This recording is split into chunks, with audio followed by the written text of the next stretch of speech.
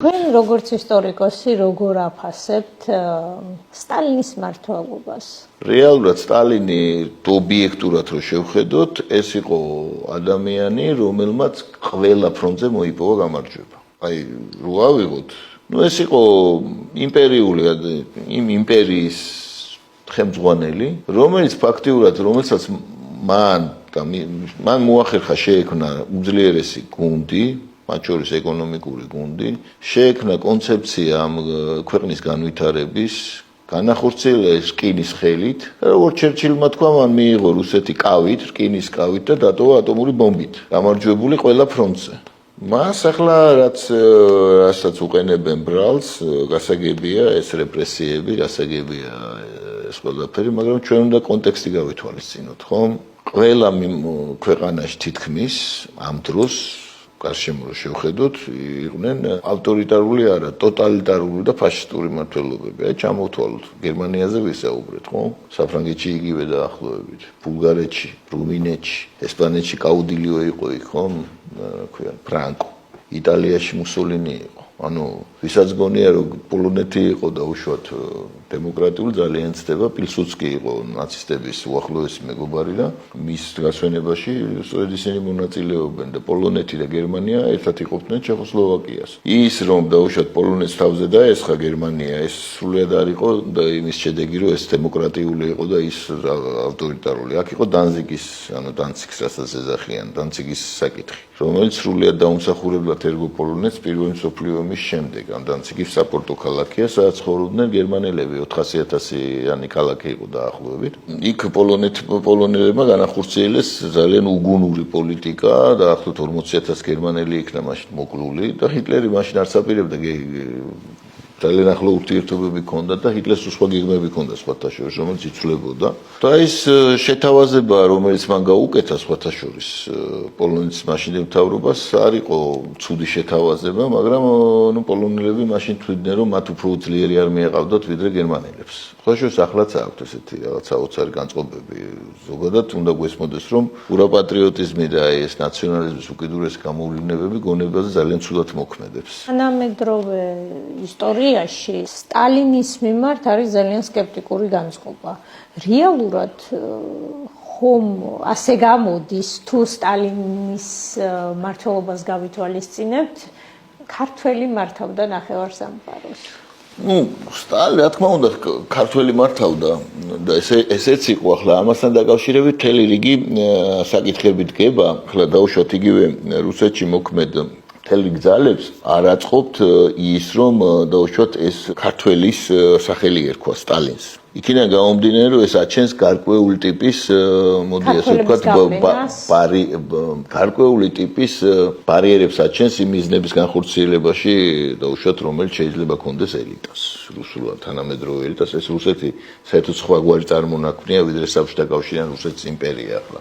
ისე ატარებს მემკვიდრეობითობას, რა თქმა უნდა, ერთი ხალხია, მაგრამ მისი ელიტა დღეს სხვანაირია. იქიდან გამომდინარე, ცდილობენ, რომ დაუშვათ, თქვან, რომ სტალინი არ იყო ქართველი. ადამიანი კულტურულად რომელ კულტურას აკუთვნებს თავს, ის არის ჯერ ერთი და სტალინი 46 წლის ის ავიღოთ მისი პასპორტი და უწერია იქ ნაციონალისტ გრუზინ ჯერ ერთი. მეორე მისი გამონათქვამებია, რომ ეს მენშევიკებიო იმდენად იმაშვებიან, იმდენად მერჩიან, რომ ჩემ ეროვნებასაც კი შეეხნენო. ის მაგას ძალიან მტკივნეულადაც აღიქვამდა სხვათა შორის.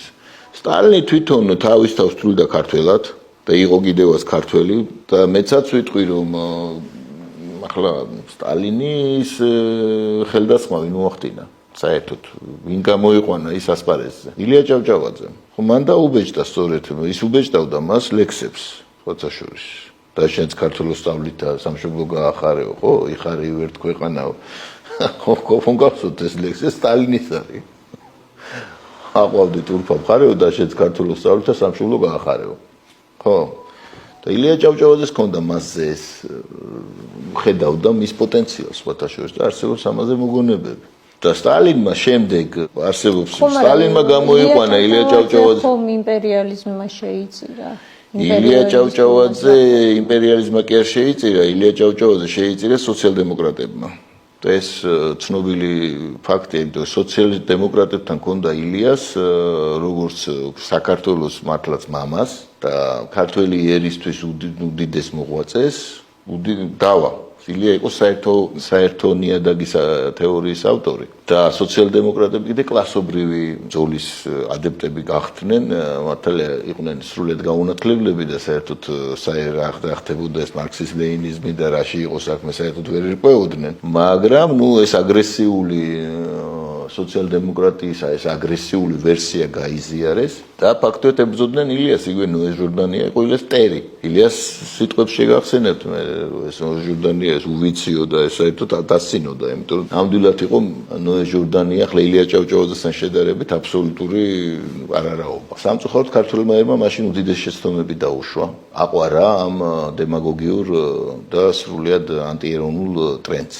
ეს ხშირად გვემართება ჩვენ სხვათა შორის. და ილია ჭავჭავაძე იმსხვერპლეს მათ ამ იდეოლოგია მისხვერპლად მიდიოდა ილია ჭავჭავაძის მაშინდელი პრესა ამოიღეთ და ნუ შეგწყვება. და ძალიან გავს ეს სხვათა შორის მაშინდელი ჭინკების შემოსევა, დღევანდელი ჭინკების შემოსევის ანალოგიურია, იმიტომ რომ მათი მამა ერთია, ხო? მისთვის ეს დრო არ არსებობს. და ილია ჭავჭავაძის გამალებული დევნა მიდიოდა. ამალ საშინ მისი ესე ვთქვათ დაკენსელება მიდიოდა. მისი დემონიზაცია, რომ ის არის ექსპლუატატორი, რომ რაღაცა გლეხებს ჩაგრავს და ილია ჭავჭავაძე და ასე შემდეგ და ამგვარები რა.